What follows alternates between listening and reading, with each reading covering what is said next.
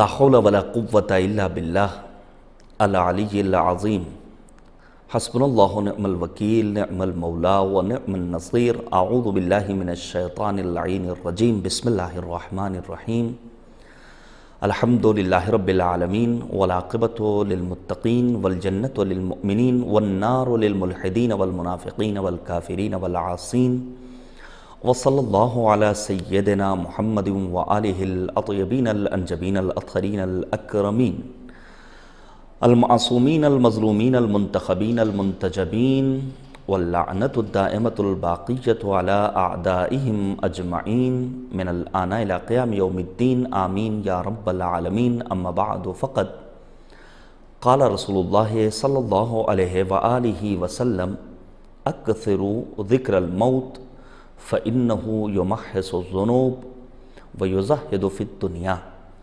السلام علیکم ورحمۃ اللہ وبرکاتہ۔ اسلام میڈیا میں تمام خدمت گزاران دین، ان کلاسز میں شرکت کرنے والے تمام خواہران و برادران کی خدمت میں حیدر عباس رضوی تحفہ اسلام پیش کرتا ہوں۔ السلام علیکم ورحمۃ اللہ وبرکاتہ۔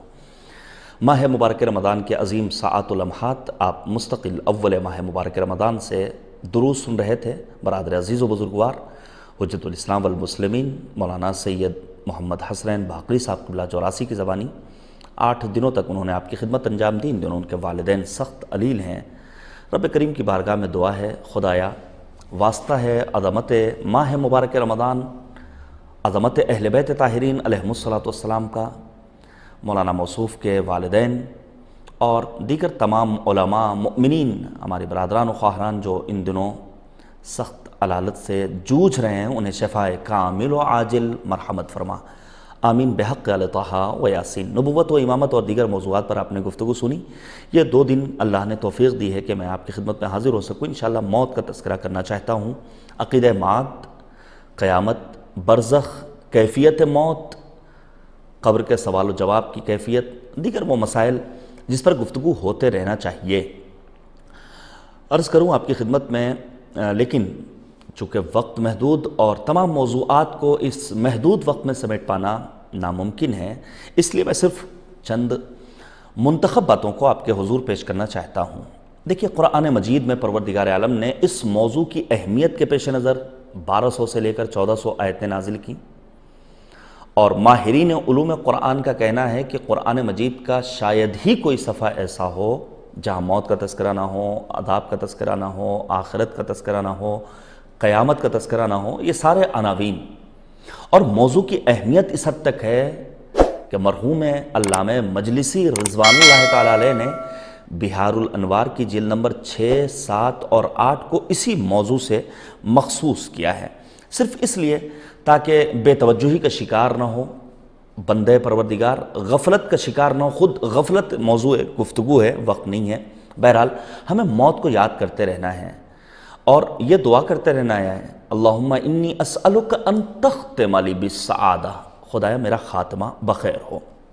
نبی اعظم ختم مرتبت حضرت محمد مصطفیٰ صلی اللہ علیہ وآلہ وسلم اصحاب کے درمیان بیٹھے ہوئے ہیں، اور پیغمبر اعظم نے اس موقع پر اپنے اصحاب کے درمیان ایک سوال کیا، یہ بتاؤ عقل مند ترین انسان کون ہے؟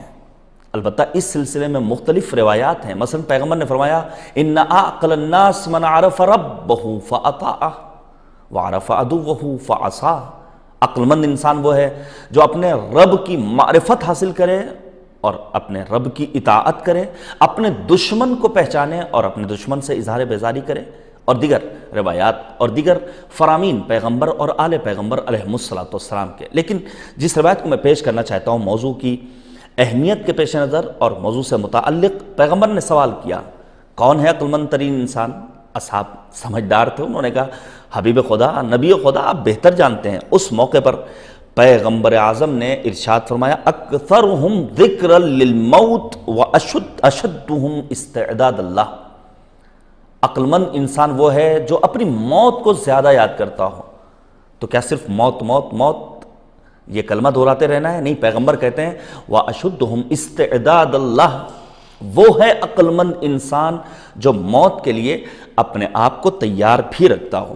بہرحال 5ویں امام حضرت امام محمد باقر علیہ السلام نے فرمایا کہ جس دوران امیر المؤمنین حضرت علی مرتضیٰ علیہ السلام کوفے میں تھے، آپ مسجد کوفہ میں نماز مغربین کے بعد بلند آواز سے خطبہ دیتے تھے، ایھا الناس، خطاب تمام انسانیت سے، اے لوگو، تجہزوا رحمکم اللہ، اپنے آپ کو آمادہ کرو، اللہ کی رحمتیں تمہارے شامل حال ہوں، فقد نودی فیکم بالرحیل، رحلت کی خبر دی جا چکی ہے، فَبَالتَّعَرُّجُ بَعْدَ نِدَاءٍ فِيهَا بِالرَّحِيلِ تَجَهَّزُوا رَحِمَكُمُ اللَّهُ وَانْتَقِلُوا بِأَفْضَلِ مَا بِحَضْرَتِكُم مِّنَ الزَّادِ وَهُوَ التَّقْوَى، اپنے آپ کو آمادہ کرو، بہترین زاد سفر کے ہمراہ مالک کے حضور پہنچنے کی تمنا کرو، اور بہترین زاد سفر کیا ہے؟ وَهُوَ التَّقْوَى، وہ ہے تقوی الہی، وہ ہے پرہیزگاری، وَعَلَمُوا أَنَّ طَرِيقُكُمْ إِلَى الْمَعَادِ مَمَرُّكُمْ عَلَى الصِّرَاطِ، اور یاد رکھو معاد کی منزلوں تک پہنچنے کے لیے تمہیں پل صراط سے گزرنا ہوگا۔ دیکھیے بہترین زاد سفر تقوی ہے، تقوی کوئی بھیانک چیز نہیں ہے، تقوی یعنی اللہ یفقدک حیث امرک ولا یراک حیث نہاک، تقوی یعنی واجبات کو انجام دینا اور محرمات سے پرہیز کرنا۔ بہترین توشہ آخرت، بہترین زاد سفر تقوی ہے۔ تقوی کے فوائد مختلف ہیں، مثلا میں قرآن مجید کی چند آیتوں کو پیش کروں تاکہ اس تقوی کو حاصل کرنے کے بعد ہم ہر آن آمادہ رہیں موت کو گلے لگانے کے لیے، اور پھر یہ کہتے ہوئے نظر آئیں جس طرح سرکار سید الشہداء کے فرزند انجمن نے کہا تھا کہ ہمیں کوئی فرق نہیں پڑتا، موت ہم پر آن پڑے یا ہم موت پر جا پڑیں۔ پہلی چیز، اگر انسان با تقوی ہو تو حق اور باطل میں تشخیص کی صلاحیت پیدا کر لے گا انسان۔ یہ جو ابھی شیعہ وقف بورڈ کا الیکشن ہوا، ہم نے دیکھا ایک مخالف قرآن دشمن کے ہتھ کنڈے کو لوگوں نے اپنا ووٹ دیا، کیا انہیں نہیں معلوم تھا کہ حق کدھر ہے باطل کدھر ہے؟ کیا ان متولیوں کو اس بات کا علم نہیں تھا؟ نہیں تھا، لیکن چونکہ تقوی نہیں ہے، چونکہ پارسائی نہیں ہے، پرہیزگاری نہیں ہے، یاد خدا کی شمع دل میں روشن اور منور نہیں ہے، اسی لیے انہوں نے ایک غلط انسان کا ساتھ دیا، اور پھر اسی غلطی پر اگر وہ باقی رہے تو یقیناً آخرت میں عذاب پروردگار بہت دردناک ہے۔ حق اور باطل کو پہچاننے کے لیے جو چیز درکار ہے وہ یہی تقوی ہے۔ قرآن کریم نے اعلان کیا، ان تتقوا اللہ یجعل لکم فرقانا، اپنے آپ کو باتقوی بنا لو تاکہ حق اور باطل میں تشخیص کی صلاحیت پیدا کرنے کی اللہ تمہیں توفیق دے دے۔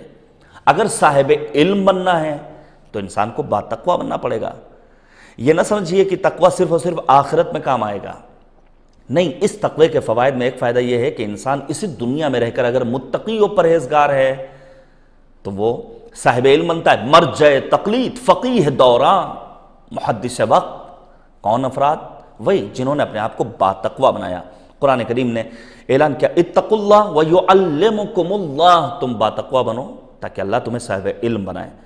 زمین و آسمان کی برکتیں کس کے لیے؟ یقیناً زمین و آسمان کی برکتیں بھی صاحبان تقوی کے لیے۔ وَلَوْ أَنَّ أَهْلَ الْقُرَىٰ آمَنُوا وَاتَّقُوا لَفَتَحْنَا عَلَيْهِمْ بَرَكَاتٍ مِّنَ السَّمَاءِ، آسمان سے برکتوں کا نزول کس کے لیے؟ صاحبان تقوی کے لیے۔ سختیوں سے نجات کا واحد ذریعہ یہی تقوی الہی، وَمَن يَتَّقِ اللَّهَ يَجْعَل لَّهُ مَخْرَجًا، بے شمار اس سلسلے میں باتیں ہیں، اور پھر دنیا اور آخرت میں فائدہ یہی تقوی دے گا۔ وَمَن يَتَّقِ اللَّهَ يُكَفِّرْ عَنْهُ سَيِّئَاتِهُ، یہ قرآن کریم کی آیات۔ تو بہترین زاد سفر تقوی الہی ہے، انسان کو بہرحال مالک کے حضور پہنچنا ہے، اور آپ یقین جانیے جو افراد با تقوی ہوتے ہیں وہ کبھی بھی موت سے ڈرتے نہیں۔ آج کے درس میں یا پھر آنے والے درس میں اس موضوع کی طرف میں اشارہ کروں گا۔ علامہ طباطبائی رضوان اللہ تعالیٰ علیہ، صاحب تفسیر المیزان، اکثر اپنے درس کے ہنگام اپنے شاگردوں سے خطاب کر کے کہتے تھے، عزیزو دار بقا کی آمد آمد ہے، اور بار بار اس جانب اشارہ کرتے، کس لیے؟ تاکہ غفلت سے انسان اپنے آپ کو بچا سکے۔ بہرحال ممکن ہے کسی کے ذہن میں یہ سوال پیدا ہو کہ اگر موت کو یاد کریں گے تو زندگی کا مزہ ختم ہو جائے گا۔ البتہ حقیقت اس کے برخلاف ہے۔ کسی نے مرزا شیرازی رضوان اللہ تعالیٰ علیہ سے پوچھا تھا، آقا اگر آپ کو پتہ چل جائے کہ ایک ہفتے بعد آپ کو موت آنے والی ہے تو آپ کے لائف اسٹائل میں کوئی تبدیلی ہوگی، طرز حیات میں کوئی بدلاؤ آئے گا؟ اس موقع پر مرزا شیرازی نے یہی کہا تھا، جو انداز حیات میرا آج ہے یہی جاری و ساری رہے گا۔ آپ توجہ کیجئے گا، یہ جو افراد کہتے ہیں کہ موت کو یاد کرنے کے بعد زندگی کا مزہ ختم ہو جاتا ہے، غلط ہے۔ ہاں، جس طرح منکر امامت کے لیے امامت کے فیوض و برکات نہیں، اسی طرح موت کا اقرار اور موت کا یقین نہ رکھنے والوں کے لیے موت کی لذت نہیں ہے۔ موت حقیقت میں فنا کا نام نہیں ہے، بلکہ موت جاویدانی زندگی کے آغاز کا نام ہے۔ آپ توجہ کیجئے گا، امیر المؤمنین حضرت علی مرتضیٰ علیہ السلام نے یہی تو فرمایا تھا، وَالْحَرَبُ مِنْهُ مُوَافَاتُهُ۔ در حقیقت موت سے فرار انسان کو موت سے قریب پہنچا دیتا ہے۔ پڑھیے آپ سورہ جمعہ، کریم پروردگار نے ارشاد فرمایا، قُلْ إِنَّ الْمَوْتَ الَّذِي تَفِرُّونَ مِنْهُ فَإِنَّهُ مُلَاقِيكُمْ۔ وہ موت جس سے تم راہ فرار اختیار کرو، تمہیں خود اپنے گلے لگانے والی ہے، تمہیں آ کر رہے گی۔ بہرحال واقعیت سے چشم پوشی نہیں کی جا سکتی ہے۔ البتہ یہیں پر میں عرض کر دوں، حقیقت میں موت کی یاد برکتوں کے حصول کا ذریعہ ہے۔ آپ توجہ کیجئے، آنے والا آتا ہے عطار نیشاپوری کے پاس، ایک سائل ہے، ایک فقیر ہے، ایک تنگ دست ہے، اور آنے کے بعد کسی چیز کا مطالبہ کرتا ہے۔ عطار نیشاپوری کی اپنی ایک دکان تھی، حکمت کرتے تھے، انہوں نے دینے سے انکار کیا، کہا تم جب ایک معمولی چیز ہمیں نہیں دے پا رہے ہو تو یہ بتاؤ ملک الموت جناب اسرائیل کو اپنی جان کیسے دو گے؟ کہا بالکل اسی طرح جیسے تم دو گے۔ سائل نے اپنے سر کو نیچے جھکایا اور پھر وہ موت کی آغوش میں چلا گیا۔ اس موقع پر عطار نیشاپوری متوجہ ہوئے کہ انسان کو کبھی بھی دنیا سے دل بستگی نہیں اختیار کرنی چاہیے۔ دنیا سے دل بستگی کے نتیجے میں انسان موت کو بھول جاتا ہے، اور پھر یہیں سے ان کا سلسلہ عرفان شروع ہوتا ہے۔ حب الدنیا رأس کل خطیہ، دنیا کی محبت تمام کی تمام برائیوں کی اساس، جڑ اور بنیاد ہے۔ آئندہ درس میں ہم بیان کریں گے کہ آخر انسان موت کے سلسلے میں کس طرح اپنے آپ کو آمادہ کر سکتا ہے، موت یاد کرنے کے اپنے فوائد کیا ہیں۔ اپنی دعاؤں میں تمام مؤمنین سمیت اس ناچیز کو بھی یاد رکھیے گا۔ خدا حافظ۔